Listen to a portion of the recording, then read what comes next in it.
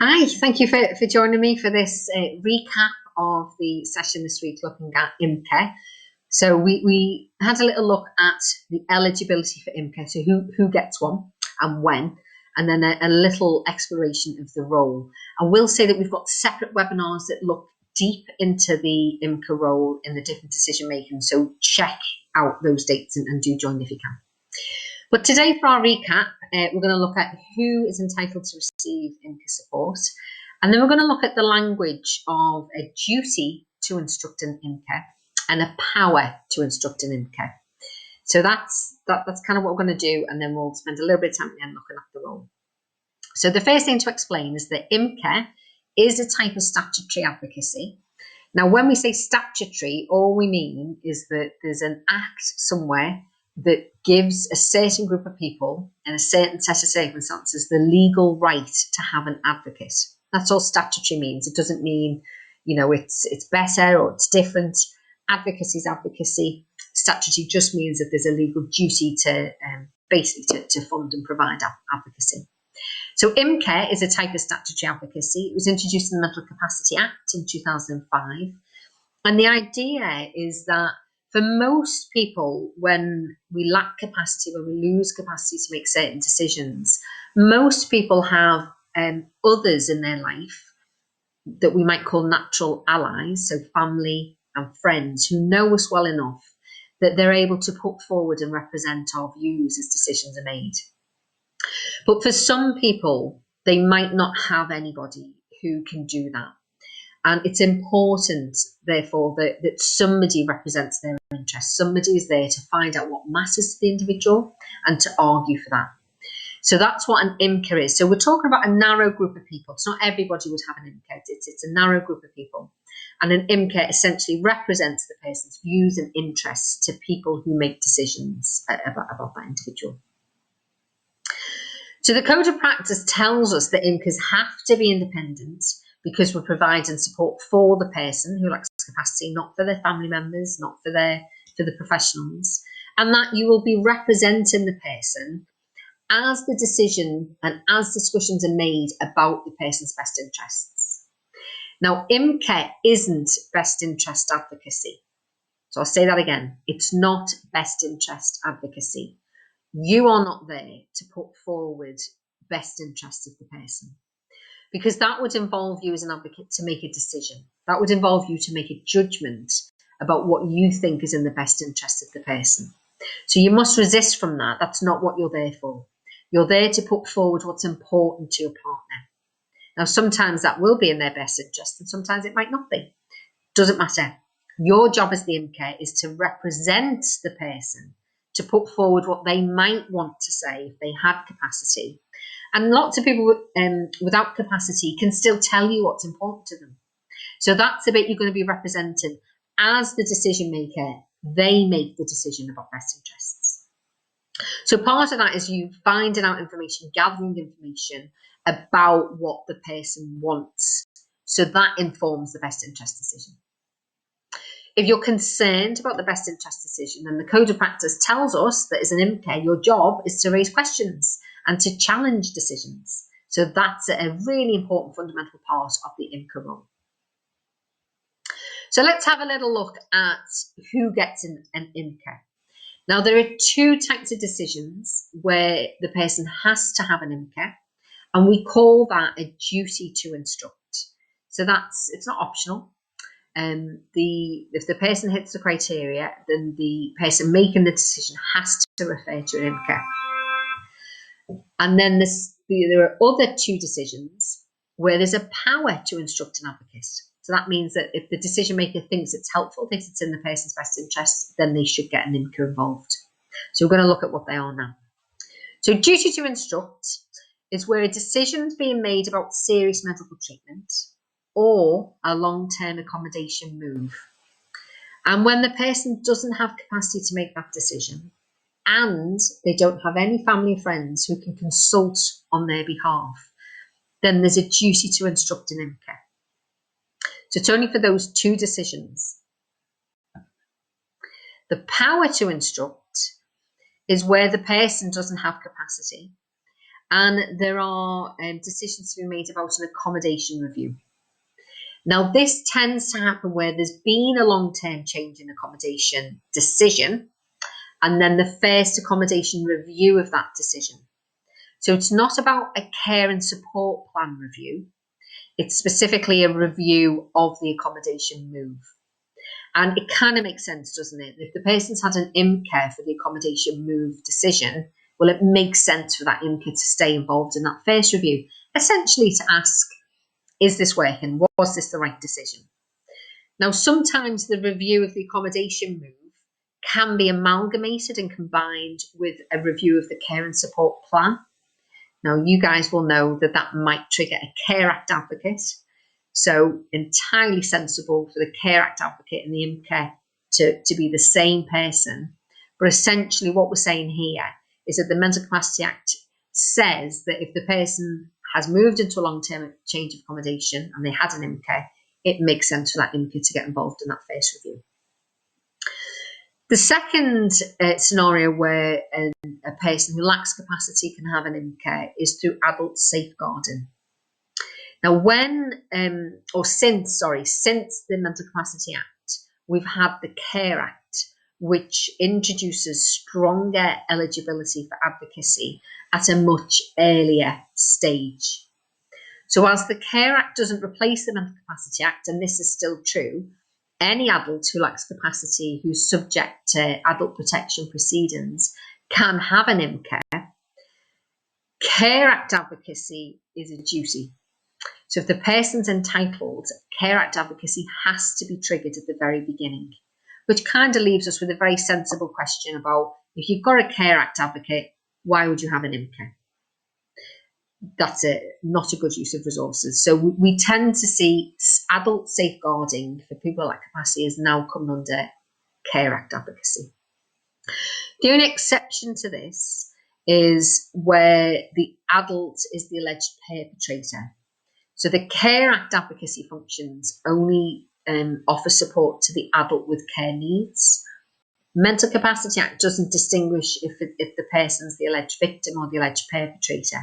So you might find that if somebody lacks capacity and they're the alleged perpetrator of the safeguarding concern, then they will be entitled to an IMCA to support them through. So let's have a little look at what the criteria mean. So the first one is the person has no one available to consult.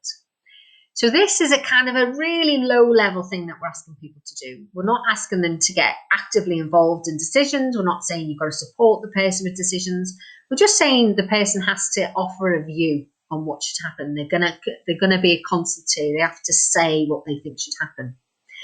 Now, if the person doesn't have anybody who can do that, then that's going to trigger advocacy, and that they need to look at the capacity test. Now, sometimes you'll find as an IMCA that the person does have family and friends, but the decision maker has deemed them inappropriate to consult. We'll look at that in a little bit more detail. Have I got a slide on that? Forgive me. No, I haven't. So I'm just going to give you this verbally. So inappropriate to consult. So when somebody's got a family member, if there are concerns that that family member isn't acting in the person's best interests, and if there's safeguarding concerns, then they wouldn't be appropriate to consult. If the family member is involved in the person's life, but they simply don't want to take on the consultee role, then that's okay. They don't have to. You can't compel somebody to do that. And that doesn't take away from their involvement in the person's life as well. But if the person doesn't agree, then that means that they don't have anyone available to consult. Where there's disagreements between the decision maker and the family member, and this can happen a lot, the decision maker can think sometimes, oh, we'll get an IMCA in and they can kind of mediate and resolve things. That's not right. An IMCA isn't there where this should be used to resolve disagreements. And what should happen is that's up to the decision maker to deal with. And basically, if the family member is expressing a view that's contrary to what the decision maker thinks, that does not mean that they're inappropriate to consult. It just means there's a difference of opinion. And differences of opinion are fine. That doesn't mean that family members are not acting in the best interest of an individual. Bottom line is that it's the decision maker's decision. So if the social worker or the doctor says that the person's inappropriate to consult with, you've put forward why you think the person might be, and the decision maker still says no, they're not, you have to go with that. You have to still act as the IMCA. The other criteria is about establishing that the person lacks capacity to make that decision. So you would expect that to be formally assessed for a serious medical treatment decision or accommodation move. And it will need to be formally recorded. And it's good practice for the IMCA for you to receive that capacity test so that you can check. And some things that you'd be checking would be the date of the test, to check it's recent. If it was done 2 years ago, I'd be asking for another one. If it was done a month ago and things have changed in that month, I'd also be asking for another one. So it's not a strict time limit. You're thinking about the appropriateness of it. Is it still valid today? I might also be looking at who did the test. So did somebody do the test who knows my partner well? And if they didn't, is there somebody who knows them well who would be better to do that? As an IMCA, you have a legal right to request another test. And those are some of the examples, some of the instances when you might want to do that. So let's have a little look at what constitutes serious medical treatment. Now, there isn't a list in the Code of Practice about treatments that are or are not serious, but there's guidance. And what the guidance tells us is that if there's a decision to be made about medical treatment, and if there's a single treatment being proposed, but the benefits and burdens are very finely balanced, then that should trigger a serious medical treatment. If there's a choice of treatments and all the different choices are finely balanced as to benefits and burdens, that's going to constitute serious medical treatment. So a good example of that could be perhaps if somebody's got a diagnosis of cancer and there's different options available, but they've all got different benefits and different burdens, that would be serious medical treatment. And then the third one is really interesting because this kind of might include treatments that you might not think is serious medical treatment, but they are, because what's being proposed might involve serious consequences for the patient. So a good example of that would be the COVID vaccination. Routinely, it wouldn't be a serious medical treatment, it's simply a best interest decision. But let's imagine somebody has a phobia of needles, or they have expressed clear views in the past that they don't want vaccines and the idea of being vaccinated would cause them distress.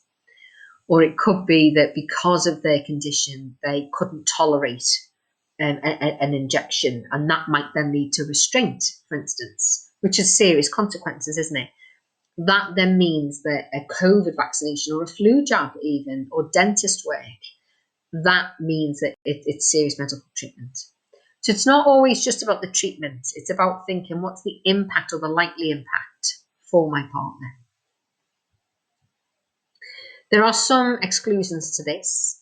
Any treatment that's done on an emergency basis would not, they're not going to stop resuscitating or administering emergency treatment to get an IMCA involved, that for obvious, sensible reasons. The other one is that when the treatment is being authorised under the Mental Health Act. So that's going to supersede the Mental Capacity Act, so it wouldn't trigger IMCA. The Code of Practice does give us some examples that I'll let you read, but it's not meant to be an exhaustive list. And the idea, of course, is that as medicine advances, some things will appear on this and then other things might not be. So it's about those three guiding principles. Is there a balance of burdens and benefits? Is there more than one option which are finely balanced, or does it have potentially serious consequences for the individual? So let's think for a second about change of accommodation and what that means. What is a long-term change of accommodation? So it's dead simple. It simply means if the NHS is arranging another move for 28 days or more, or if there's a move into a care home for more than 8 weeks. So in those instances, that will be classed as a long-term change of accommodation. Now, the option could be to also remain at home or go into one of these places. that would be a change of accommodation. Respite care, unless it hits that threshold of time, wouldn't be classed as a long-term change of accommodation. However, what can happen is that the person goes into respite and then the family might then say, we can't have mum home, or we can't have dad home. He needs to go into a care home. At that point, the respite care, we know that it's going to be a longer term move. So at that point, you would expect an IMCA to be invited if there was no family members. And I was just giving you an example where the family said mum couldn't come home. But you get the idea. If it's respite that turns into long term, so if you're in respite for 8 weeks, then that's a long term change of accommodation. Okay, I think we looked about accommodation review. Essentially, it's about after that long term move, then the IMCA can get involved in the first review, and it's really to see whether if it's going well, or if another decision needs to be made. We've looked at safeguarding, so just a slide to confirm that it's now moved to Care Act, and it includes everyone who used to have an IMCA, except if the person lacks capacity and they're the alleged perpetrator. Okay, so the IMCA role.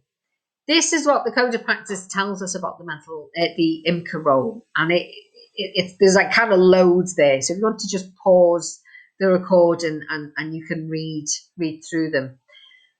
I'm going to summarise these in three chunks, and the first chunk is really about thinking about your supported decision making and self advocacy.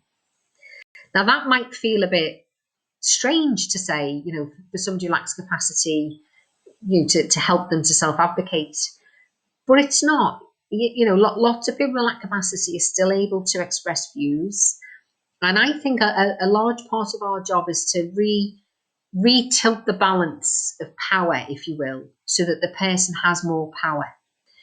So you might want to think, when you're thinking about self-advocacy, about how do we ensure that that person is fully involved? How are we hearing their voice and their words come through?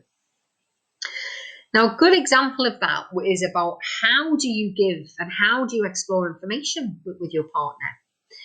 Rather than talking about it or like using pictures of a proposed care home, I think you should take them to see it. You wouldn't buy a house without visiting it. It seems a bit daft to me that we would expect people who've got impaired decision making to make decisions based on pictures. So it's things like that. It's things like thinking, how is my partner making decisions? What do they need in order to make decisions? And sometimes people need experience of making decisions. And as an advocate, you might be really well placed to ask those questions. So you might want to check, what steps have been taken to help the person with this choice. You might want to request that decisions delayed so that the person has more time to go through information. That's not going to always be possible, particularly with medical decisions and treatment. But sometimes for accommodation moves, that's exactly what should happen. Slow it down so the person can be supported with their understanding. And think about how you are providing information, particularly with people who lack capacity. Think about the words that you're using. Sometimes our questions can be quite complicated. I remember somebody telling me once that so this is the question, the example they gave me was, when you ask somebody, do you want to go swimming before or after lunch? There's about 3 questions in there. Do you want to go swimming? Do you want to have lunch? And what order do you want to do them in? So it's quite a complicated question, that. So what we need to do as advocates is just think about how are we tilting the ability of our partner to really get involved in the decision. The second kind of circle that we talk about is representing our partner. So you need to do a lot of gathering information. You need to find out what the person would want. You're going to be finding out what's important to them. You're going to be finding out perhaps previous choices that the person has made. Simple things like, are they an outgoing person that would enjoy being in a busy care home, in a big care home with lots of activities? Or are they a deeply private person who would prefer a much smaller, setting? What type of activities do they want to do? And would the care home is the one care home that's better placed than another to facilitate that? But you're really there to gather all that information and put it forward, really trying to ascertain what the person's wishes would be if they could tell you them. And then the third part is about checking and challenging. So you're kind of auditing the process. So you're looking at the decision-making process. And if you're concerned about anything, then you're challenging it. So the obvious things in IMCA would be looking at the capacity test and challenging that where that's not right. Looking at how much emphasis has been given to the person's wishes and feelings. Looking at the best interest checklist and checking that that's been followed. You might want to check that the principles have been followed in the IMCA. And where you're not happy with that, that's where you're going to be raising concerns. So a common one might be about least restrictive of the person's rights. If you don't feel that's being considered, that's the bit you might be challenging and querying. And I think that's the end of our slides. So hopefully that gives you a good overview of who gets an IMCA and the role. As I say, we've got a separate webinar looking at serious medical treatment decisions. We've got a separate webinar looking at accommodation rules, and we've got a separate webinar looking at safeguarding. So do join us for them. Okay, take care.